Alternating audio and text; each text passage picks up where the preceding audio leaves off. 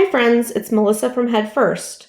I want to share with you my Goldilocks and the Three Bears digital unit. This is the cover of the book that comes with it. The book has a feature where it will read the story to the students, and they can click on the speakers or it will read it to them. One day Mama Bear made porridge for breakfast. Since it was too hot to eat, they went for a walk in the forest while it cooled. So here are just some of the pages of the book.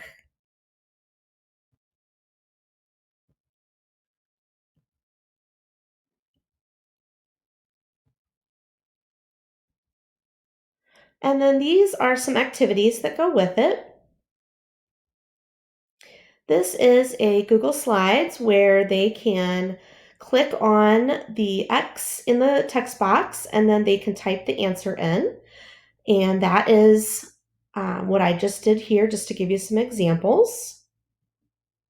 This one is the same where they're going to put in the characters, the setting, the problem, and solution.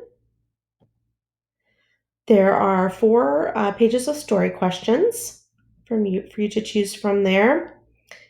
And this one would be for a retelling. I put in a letter so that they can pretend to be writing to Goldilocks as themselves or maybe as one of the bears. This one, they're going to use their finger or their mouse to drag the words to put the character traits under either the bears or Goldilocks, depending on who it describes. This one, they're going to drag the story pictures in order of the story. And then this portion is the nonfiction companion that goes with it. It has vocabulary cards that come with it, and as you can see, there's a speaker on there, and it will read the information to them so that they can learn about the different vocabulary words before they read the story. So here is a couple of those, and then I included some videos in there to describe some of those better than just a photo. And then this is the title page of the book, all about bears. And then here's just a couple pages from the book there.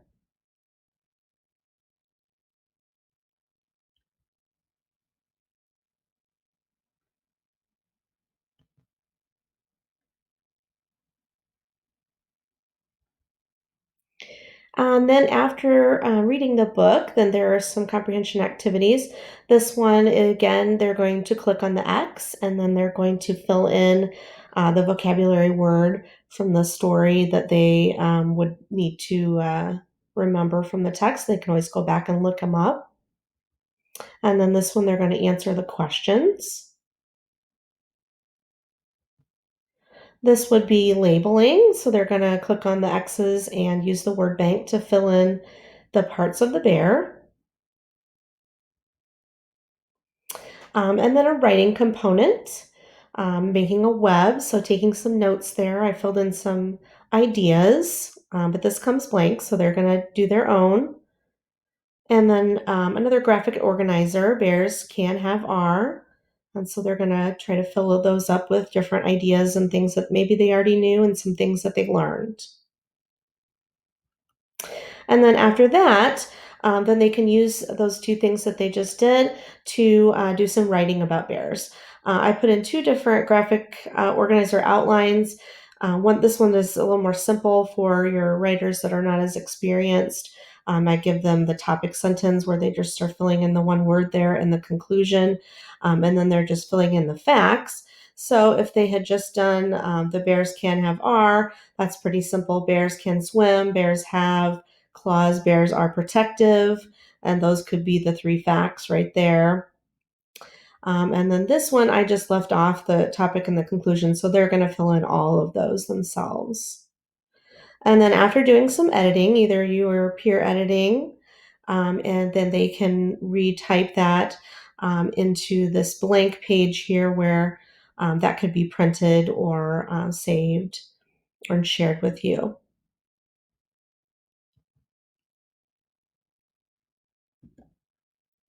All right, so this is what the file looks like that you would receive in your Google Drive. So this would be the story that I showed you.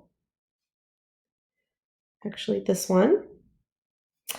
So there's the story, and there's the sound there, and then they're going to be able to read that story themselves, or they can listen to it.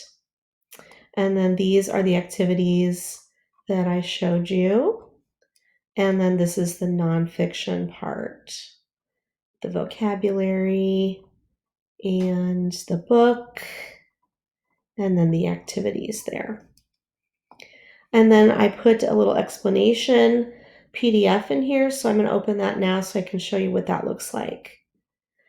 So this is how to use digital fairy tales. This just tells you that there's the three things that you're going to receive there and a little bit how to use them. I would introduce the story first, then I would use the comprehension and response activities for the fairy tale story, and then I would get into the nonfiction book and all of those activities. And after that, then I would use those graphic organizers and complete the writing activities.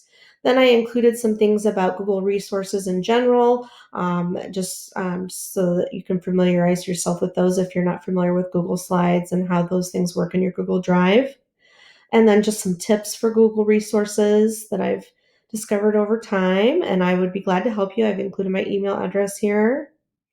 And then if you're using Google Classroom, here's some tutorial videos that I have found helpful when you're trying to use these things on your Google Classroom. And that's it. So if you have any questions or if you want more information, I would be glad to answer those. Thanks for taking a look.